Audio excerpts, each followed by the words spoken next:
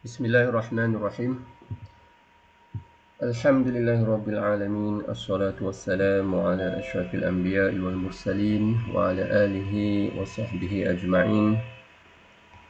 Rabbi shrah li sadri wa yassir li amri wahlul 'uqdatam min lisani yafqahu qawli.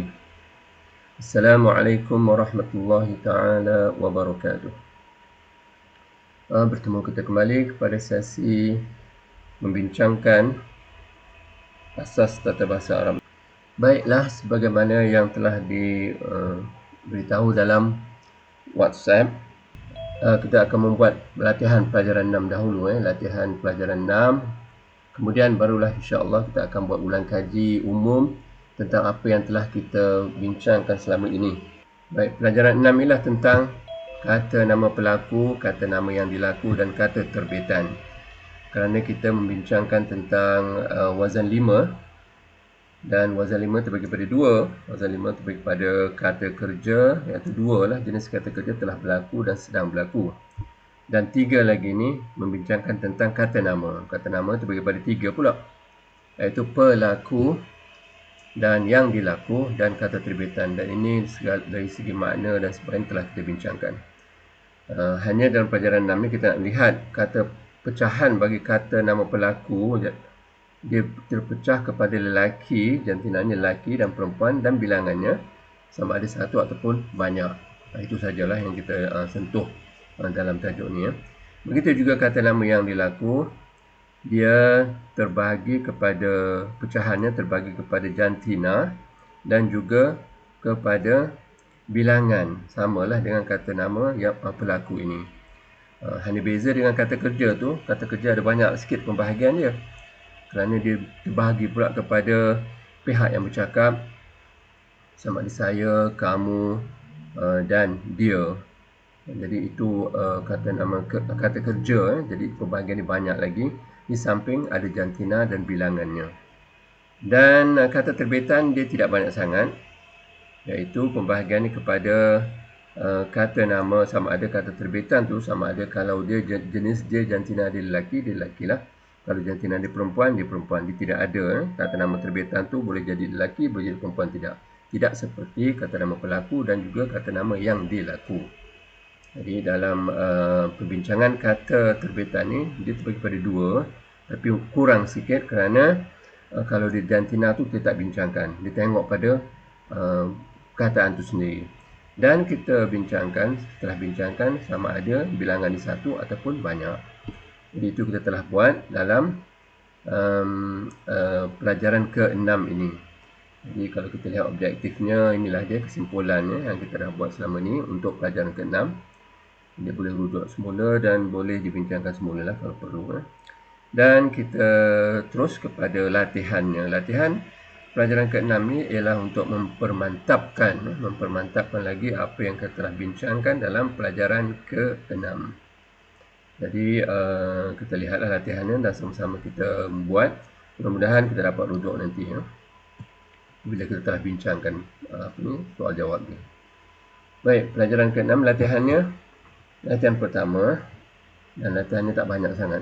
Jadi kita diminta untuk pilih perkataan yang tepat untuk mengenal pasti perkataan di dalam kurungan dalam ayat-ayat berikut dan kenal pasti 3 hurufnya.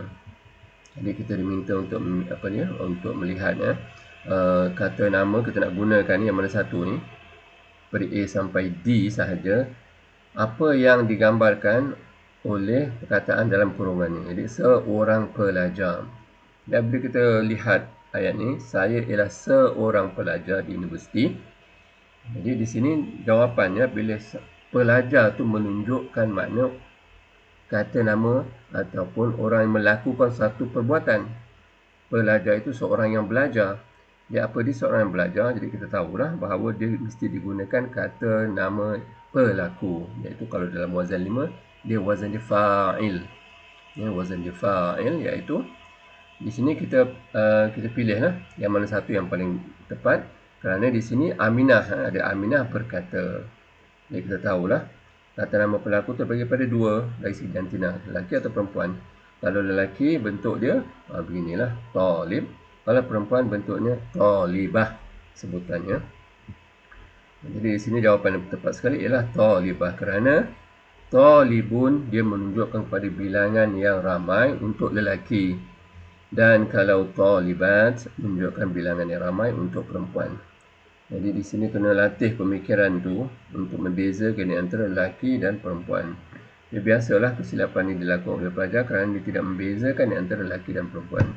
Dia kalau dalam perbualan dan sebagainya, biasa kedengaran kalau seorang pelajar tu minta maaf katanya. Walaupun dia perempuan, dia kata ana asif. Asif. Walaupun dia perempuan, dia sepatutnya asif maknanya I'm sorry, saya minta maaf. Asif. Jadi di sini wazannya fa'il juga. Wazannya fa'il. Kenapa? Ada dua sebenarnya. Asif, kalau dapat lihat di paparannya. Pertamanya asif. Begitulah wazannya, iaitu wazan fa'il.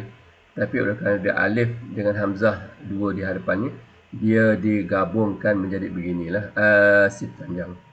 Jadi ini kita akan lalui nanti insya-Allah dalam pelajaran yang ketujuh tersebut. Jadi pelajar tu dia tidak biasa memikirkan bahawa lelaki beza dengan perempuan. Jadi kadang-kadang pelajar perempuan berkata ana asif ya ustaz. Maksudnya saya minta maaf, I'm sorry. Sepatutnya kalau perempuan digunakan tamar butah di akhirnya. Jadi dia sepatutnya disebut asifah. Asifah. Sepatutnya begitulah. Jadi latihan-latihan yang kita buat sekarang ni, pelajaran ke-6 ya, untuk memantapkan lagi ya. Kalau Aminah tu sepatutnya kita gambarkan, ini ialah perempuan dan ada bentuk dia tertentu. Yang kita dah biasa tu ustaz, ustazah lah, begitulah. Dan jawapan dia ialah B lah. Dan huruf dasarnya kita berdasarkan kepada wazan tu, fa'ilah. Jadi kalau fa'ilah kita tahulah wazan dia ialah fa'in, lam yang asalnya. Jadi talibah, huruf dasarnya ialah ta, lam, ba. Jadi kalau kita dah tahu huruf dasar ni, kita bolehlah cek dalam kamus dan melihat makna yang ditunjukkan oleh perkataan ini daripada huruf dasarnya ta, lam, ba. Baik. Jadi itu yang pertama. Yang keduanya, pencuri lelaki atau pencuri perempuan. Jadi dia melakukan satu perbuatan. Perbuatan dia adalah mencuri. Jadi orang yang mencuri lah pencuri perempuan. Jadi dah ditulis sekarang ni perempuan. Jadi jawapannya kita kena lihatlah perkataan tu ada tidak yang mempunyai ta marbutah di akhirnya. Kalau ada, itulah kemungkinan jawapan yang sebenarnya. Tetapi kita kena melihat juga wazan dia. Jadi ayat ni, pencuri lelaki atau pencuri perempuan mesti dihukum sewajarnya. Jadi pencuri itu yang melakukan wazannya fa'il. Jadi sama ada ini ataupun ini. Jadi nampak jelaslah fa'ilah ada ta marbutah, jadi kena sebut sariqah. Jadi sarik untuk lelaki, sariqah untuk perempuan. Kalau masruq, dia wazan dia lain, kata nama yang dilaku. Yang dilaku tu yang kena curi lah, benda yang kena curi tu. Kalau masruq tu, yang kena curi tu mestilah benda yang kategorinya lelaki. Kalau masruqah, mestilah yang kena curi itu ialah kategori dia perempuan. Jadi contoh kalau lelaki tu, katakan buku jadi kena sebutlah masruq tu, buku itu masruq. Kalau benda yang dicuri itu perempuan, kemungkinan perkataannya ataupun kata nama ni ialah seperti sayyarah, kereta, ataupun syantah. Syantah maknanya bag. Jadi kita kena pastilah apa yang dicuri itu, barulah kita sebut sifatnya itu ataupun wazan yang sesuai digunakan untuk benda yang dicuri. Tapi ayat kita nombor 2 ni ialah pencuri perempuan. Jadi jawapannya ialah B. Dan kita pun kena latih untuk mencari 3 huruf asalnya, iaitu daripada wazan fa'il atau fa'ilah. Kita buanglah huruf penambahannya, tinggallah huruf asal iaitu sin, ra, qaf. Jadi ini kena latih. Kena latih untuk mengenal pasti 3 huruf yang asal daripada suatu perkataan berdasarkan kepada wazan dia. Jadi sekarang ni kita tumpu pada wazan 5 tu dulu, iaitu kategori ataupun kumpulan kategori yang pertama, fa'al, yaf'al, fa'il, maf'ul dan fi'il. Jadi kita kena tahulah untuk mencari 3 huruf yang asalnya. Nombor 3 pula, risalah itu tertulis. Maksud apa tertulis ni? Maksud dia yang kena tulis. Tertulis dia yang kena tulis. Jadi kita ada wazan 5, dia telah buat, sedang buat, pembuat dan yang kena buat. Jadi kita mestilah gunakan wazan yang kena buat, iaitu maf'ul. Jadi kita dah tahu kata dasarnya. Kalau tulis tu apa dia, barulah kita boleh cari atau bentuk perkataan yang kena tulis, yang ditulis, yang tertulis dengan menyebutnya dengan betul berdasar pada wazannya. Jadi sini risalah itu tertulis dengan dawat hitam. Jadi pilihannya ialah wazannya maf'ul, bukannya fa'il. Jadi kalau katib tu menunjukkan penulis. Katibah pun penulis juga, tapi dia perempuan. Kitabah tak ada kena-mengena kerana dia penulisan, wazan kata terbitannya. Dan yang jawapan terakhir sekali ialah D lah, iaitu maktubah. Jadi kenapakah dia tulis maktubah? Kerana risalah. Risalah ni ialah kalau ditulis bahasa Arabnya risalah ada ta marbutah. Jadi oleh kerana dia risalah ta marbutah, kategori ini ialah perempuan. Jadi nak menceritakan tentang dia, iaitu tertulis, dia mestilah sama ataupun dia kenalah sepadan dengan kategori yang kita nak ceritakan tentang dia, iaitu risalah kenalah kata maktubah, tak boleh kata maktub. Itu satu kaedah lah. Dia kena sama kalau nak bercerita dengan seorang tu. Kalau Aminah talibah, pasal Aminah tu perempuan. Kalau Amin talib, begitulah. Dia risalah itu kategorinya ialah perempuan. Jadi kenalah tulis nak melambangkan dia tertulis, iaitu kita gunakan perkataan ataupun wazan yang ada ta marbutah, iaitu maktubah, bukannya maktub ya. Baik, itu ialah pembahasan tentang kenapa jawapan dia maktubah.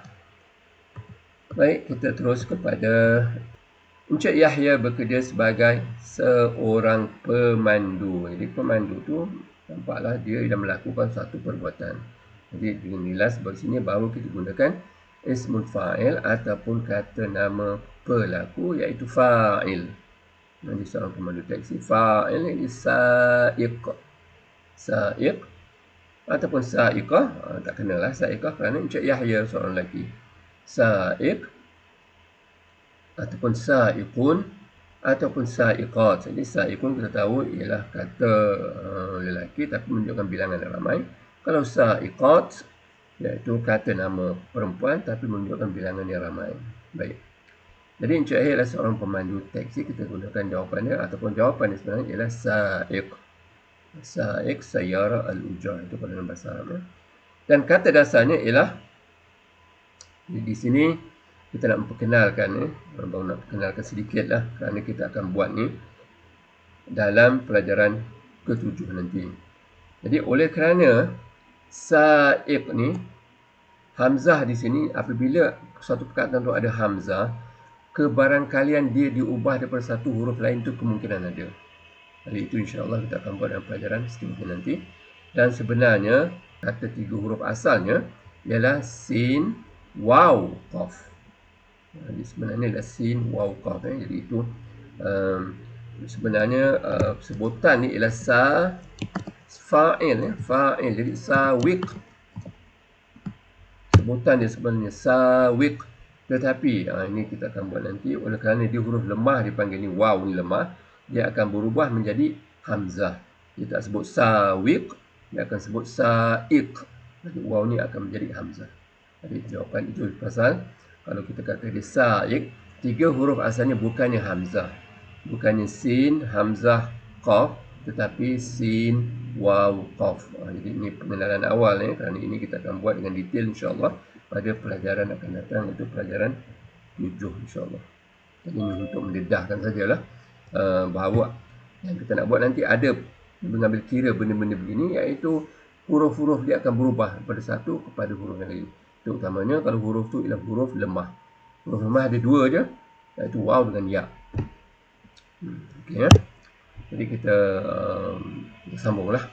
Tengok latihan kita ni dan latihan yang kelima ataupun nombor 5. Wanita-wanita itu adalah pekerja-pekerja. Jadi pekerja-pekerja di sini ialah kata jamak untuk bilangan ramai. Jadi pekerja-pekerja di kilang elektronik Shah Alam. Jadi pekerja-pekerja orang yang bekerja. Jadi, orang yang bekerja itu wazannya fa'il. Fa'il, tetapi di sini amil pada ain mim lam. Amil seorang lelaki, amilah seorang perempuan, amilun ramai lelaki. Jadi jawapan yang sebenarnya ialah amilat. Jadi kalau kita dah kuasai wazan fa'ilat, Yang kalau untuk perempuan, kalau lelaki ni fa'ilun, kita tahulah, kita boleh keluarkan 3 huruf asal ni ialah fa'ilat, iaitu fa'ilat. Jadi asal dia ialah ain, mim dan lam. Jadi kalau kita buka kamus, ain, mim, lam, kita nampaklah makna dia tunjukkan bahawa itu makna bekerja ataupun action ke apa sajalah yang berkaitan dengan pekerjaan yang sesuai mengikut kesesuaian ayat, bahawa kita boleh terjemahkan.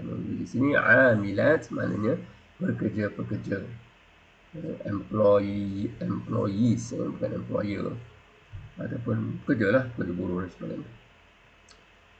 Baik, itu ialah untuk makna pekerja-pekerja. Kena mengambil kira lelaki atau perempuan dan bilangannya. Di sini bilangannya ramai. Nombor 6. Buku itu. Jadi buku itu lelaki pertamanya, dan keduanya dia bilangan 1. Jadi samalah, buku itu tertulis. Makna tertulis maksudnya apa? Yang ditulis, benda yang ditulis. Buku itu tertulis dengan dakwat biru. Jadi benda yang kena tulis tu wazan dia ialah maf'ul. Dia maf'ul tu kita kena carilah. Katib lain bunyi dia maf'ul. Katib lain. Katibah pun lain bunyi dia bukannya maf'ul. Maktub, barulah nampak sebutan tu ialah maf'ul maktub.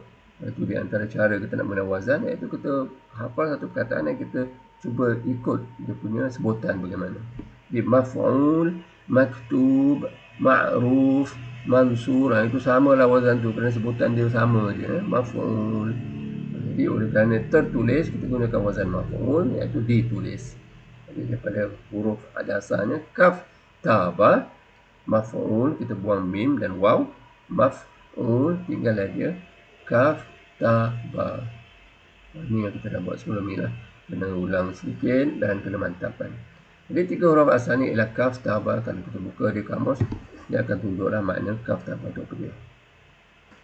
Baik ya, kali ni kita tak ada masalah ni, kita boleh teruskan saja sebagai latihan ni. Kecuali kalau ada yang nak tanya ke terus mencelah, orang boleh tanya dan kita bincangkan, ataupun kita boleh bincang dalam sesi kedua lah. Baik, kita teruskan nombor 7. Ayatnya, Izzah telah menerima anugerah saintis muda. Saintis muda, tapi saintis tu merujuk kepada Izzah. Seperti ustaz lah, ustaz muda, atau pendakwah ke da'i muda. Tapi da'i itu menunjuk kepada siapa? Kalau menunjuk pada lelaki, da'i lah tersebut. Kalau menunjuk pada perempuan, ada macam macam qari', qari'ah. Macam tu je lah. Jadi saintis ialah orang yang berilmu. Jadi saintis muda dalam majlis itu. Jadi saintis seorang yang berilmu, tapi rujuk pada perempuan. Jadi alim, orang yang mempunyai ilmu, yang maksudnya ilmu datang daripada dia seorang yang berilmu. Jadi tapi alim untuk seorang yang merujuk pada lelaki. Tapi kalau perempuan, tambahlah ta marbutah, alimah. Kerana perkataan ini kemungkinan kita tidak begitu, tak pernah dengar, katakan kita rasa pelik sikit ataupun kita tak biasa. Jadi kita kena biasakanlah bahawa alim, seorang yang alim itu, kalau perempuannya alimah. Kalau seorang nasir, kalau perempuannya nasirah. Kalau apa sajalah yang dari segi makna menunjuk pada pelaku sesuatu kata kerja, kalau perempuan letak ta marbutah. Yang kita biasa ialah ustaz, ustazah, qari', qari'ah. Yang lain kemungkinan tak biasa, tapi semua dalam bahasa Arab semua boleh letak ta marbutah di akhirnya untuk merujuk pada perempuan. Macam inilah penulisnya, katibah penulis adalah perempuan, kalau katib penulis lelaki, dan seterusnya. Jadi ayat yang ataupun jawapan bagi nombor 7 ni ialah seorang berilmu, seorang ilmuwan. Untuk perempuan, alimah. Kalau maklum, yang diketahui. Maklumah pun yang diketahui, tapi kategori dia perempuan. Ini kategori dia lelaki. Jadi daripada wazan fa'ilah, kita tahulah 3 huruf asal ni ialah fa'ilah. Jadi 3 huruf asal ni ialah ain, lam, mim. Jadi ain, lam, mim itu rujuk pada kamus. Kita dia akan huraikan apa makna ain, lam, mim, iaitu berkisar dalam makna ilmu ataupun information, informasi ataupun pengetahuan dan sebagainya, ataupun makrifah. Tengoklah ayat yang mana yang paling sesuai untuk mengambil makna-makna daripada ain, lam, mim itu. Baik, seterusnya Nombor 8. Anak-anak lelakinya. Anak-anak. Dia nampak dah ini ramai. Anak-anak lelakinya. Nampaklah kategorinya lelaki. Jadi kena pilih dah yang mana sesuai untuk melambangkan kepada bilangan ramai dan melambangkan kepada jantina lelaki. Jadi dalam kurungan ni duduk. Duduk maknanya dia melakukan perbuatan itu. Sekarang ada dua je, sama ada fa'il ataupun maf'ul. Jadi nampak gayanya dia sesuai, paling sesuai ialah fa'il. Jadi apabila fa'il, kita carilah perkataan yang sesuai untuk menterjemahkan duduk ini ke dalam bahasa Arab. Jadi dalam pilihan ni kita ada 4. Sama ada jalis, jalisah, jalisun ataupun jalisat. Jadi kita dah belajar bahawa kalau ramai ditambah waw nun, di akhirnya jawapan yang tepat ialah jalisun. Kerana dia anak-anak lelaki, bukannya perempuan. Kalau perempuan, jalisat. Itulah dia punya perbahasannya. Dia nak menanamkan sebenarnya dalam pemikiran kita bahawa ada beza di antara lelaki dan perempuan dan bilangan satu dan ramai dalam bahasa Arab ni. Kita tak ada sangat ya. Kita ada dari segi kalau ramai tu sebut dia pelajar-pelajar, kalau seorang pelajar, tapi lelaki perempuan tak ada beza. Sekarang ni ada beza, lelaki perempuan ada beza, dan kalau lelaki ramai ada beza dengan lelaki perempuan dari segi pembentukan perkataannya. Dia huruf dasarnya kita tahu dia ialah daripada fa'ilun. Kita carilah huruf dasar, buang huruf penambahan fa'ilun, buang alif yang ditambahkan untuk menunjukkan panjang tu sebutan dia, dan buang waw nun di akhirnya. Tinggallah jim, lam, sin. Ini kena latih tak boleh nak ditekankan berlebihan ya. Tapi inilah dia kemahiran yang harus kita kuasai.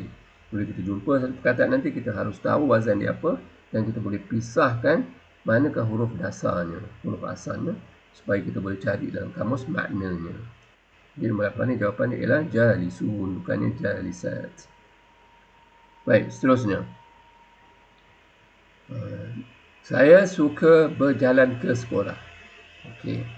Saya suka, jadi yang suka tu saya, dah ada lah. Ini kata kerja. Saya suka, yang suka tu saya. Jadi di sini kita dah lalui bahawa kalau saya tu gunakan af'al ataupun af'il ataupun af'ul. Saya suka.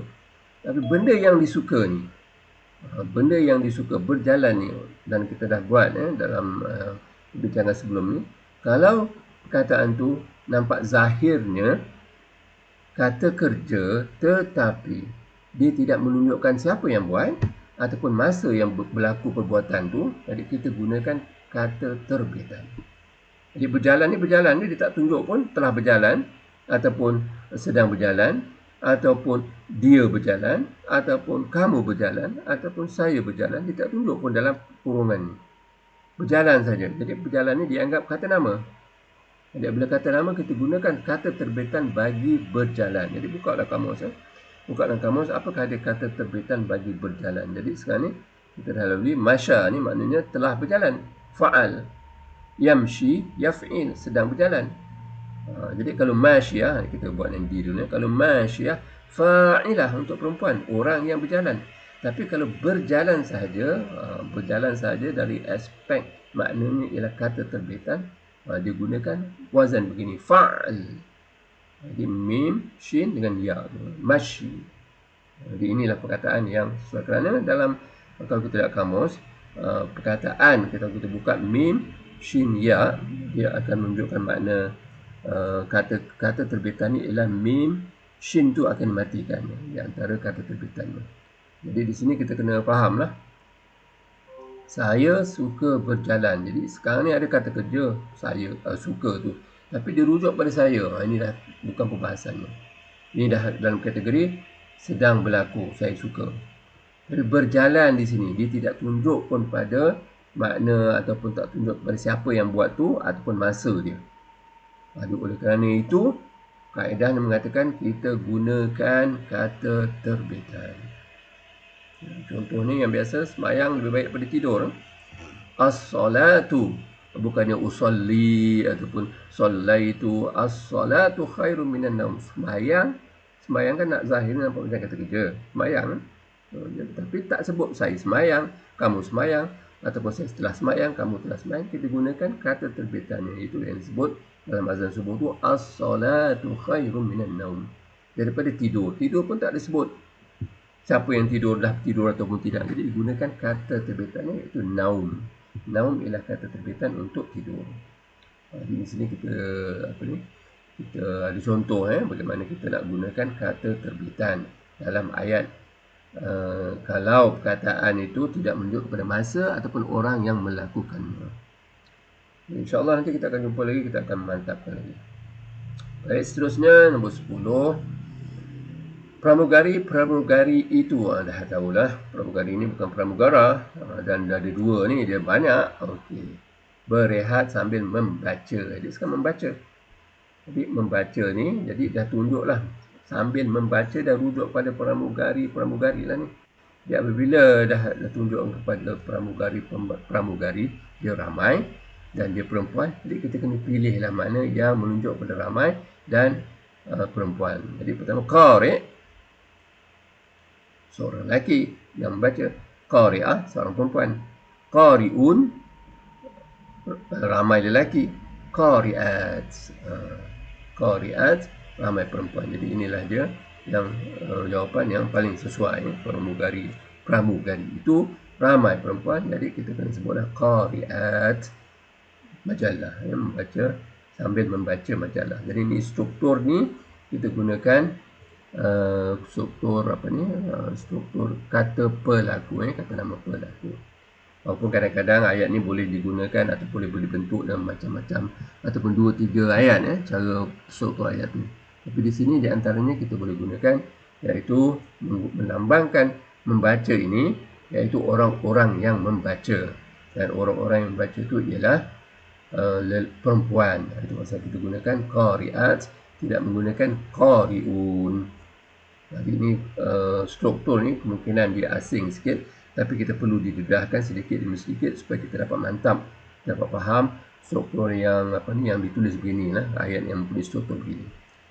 Baik, ini mungkin pendedahan awal. InsyaAllah nanti kita akan jumpa lagi ayat-ayat yang lain. Baik, nombor 11, dan saya rasa ni yang kedua terakhir. Lepas tu kita dah habislah, lepas tu latihan kita ni.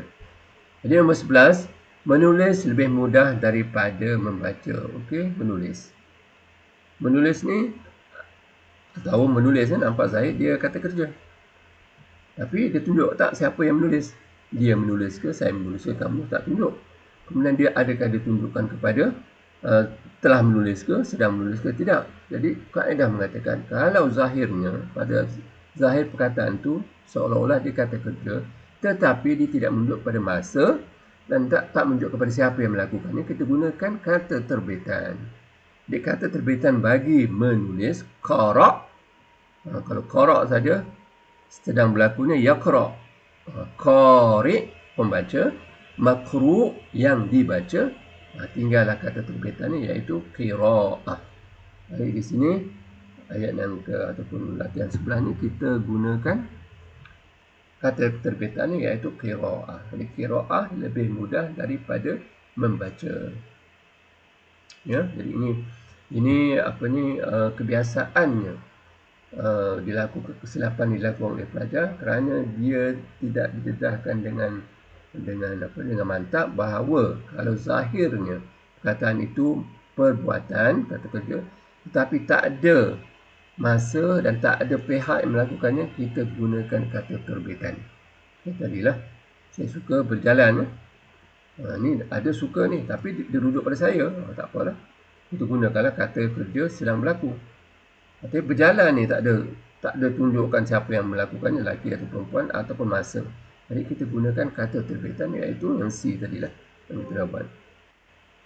Jadi itulah dia punya kaedah yang harus kita kita didedahkan pada awalnya, kerana bahasa Arab ni kadang-kadang dia rasa macam asing sikit daripada bahasa kita. Jadi kita perlu didedahkan perlahan-perlahan, sedikit demi sedikit. Baik, ayat yang terakhir macam tadi juga saya suka berjalan. Jadi nak memantapkan lagi bahawa Aminah suka melukis gambar bunga. Melukis ini zahirnya ialah kata kerja, tetapi dia tidak menunjukkan kepada siapa yang buat. Bukannya Aminah melukis, ini lain. Kalau Aminah melukis tu dia tunjuk pada siapa yang buat. Tapi sekarang ni Aminah suka. Adik suka ni dikaitkan dengan Aminah.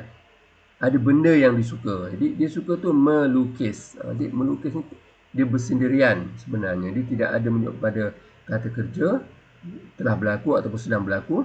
Dia tidak menunjuk pada pihak yang melakukannya. Dia hanya menunjukkan pada makna, iaitu lukisan. Itu maksudnya ialah perbuatan melukis tu, proses melukis tu, Aminah suka proses melukis. Jadi dalam konteks ini, melukis ni kita gunakan kata terbitan untuk melambangkannya.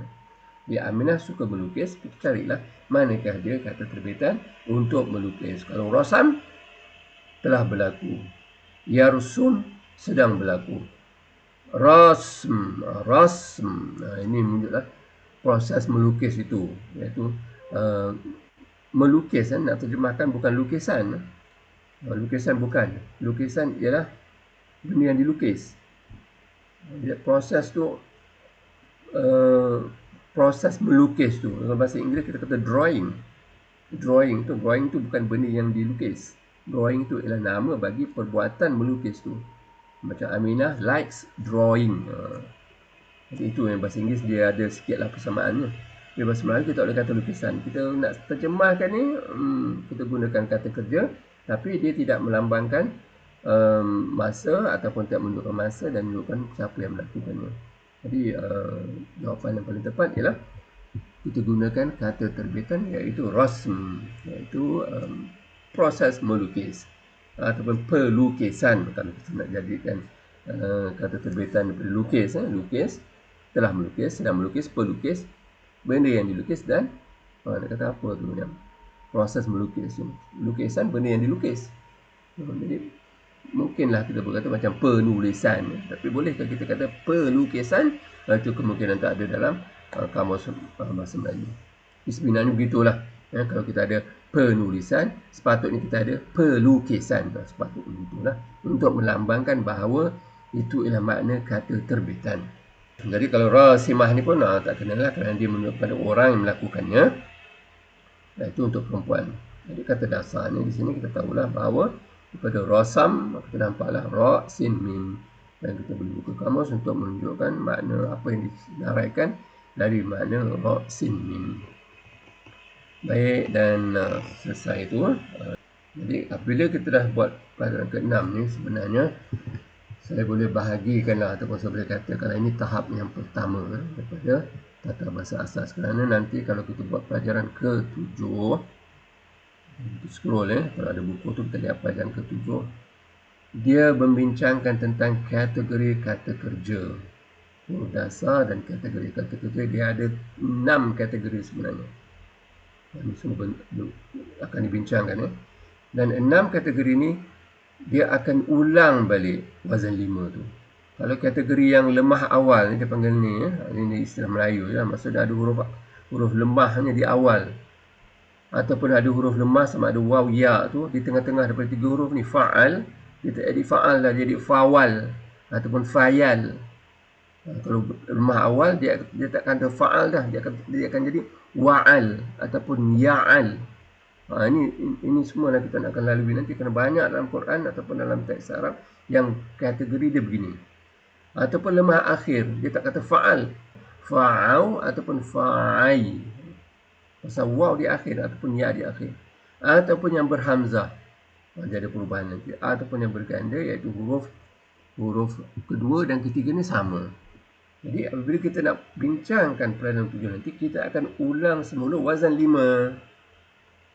Jadi dengan tak secara langsung nanti kalau kita buat wazan 7, pelajaran 7 nanti, kita akan memantapkan lagi konsep-konsep wazan 5 itu. Dan oleh kerana dia ada huruf lemah dan sebagainya ni, wazan dia akan bertambah-tambah lagi.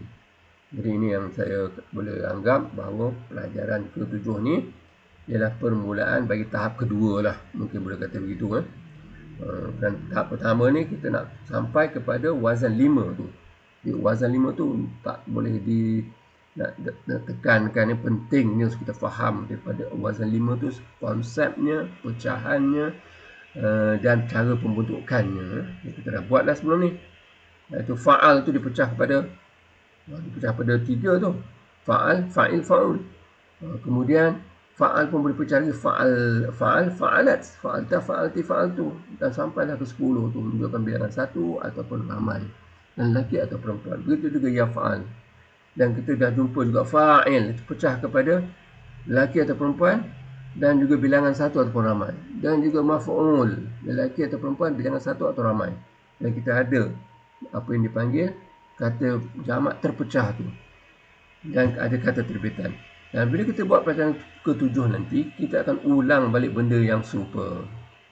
Dan dia akan memantapkan lagi konsep wazan 5 tu. Dan dia akan menambahkan lagi wazan-wazan yang lain. Jadi, insyaAllah, sebelum kita buat pelajaran ke-7 ni, insyaAllah minggu depan ni kita akan simpulkan balik pelajaran 1 sampai 6. Kita bincang semula. Kerana kita nak masuk pelajaran ke-7 ni dengan rasanya dengan lebih yakin. Itulah saya rasa untuk hari ini ya. Dan kita ada kurang pada 9 ni. Jadi insyaAllah kalau siapa berkesempatan ke sesi kedua. Dan itu kita berhenti di sini sajalah. Syukran. Wassalamualaikum warahmatullahi taala wabarakatuh.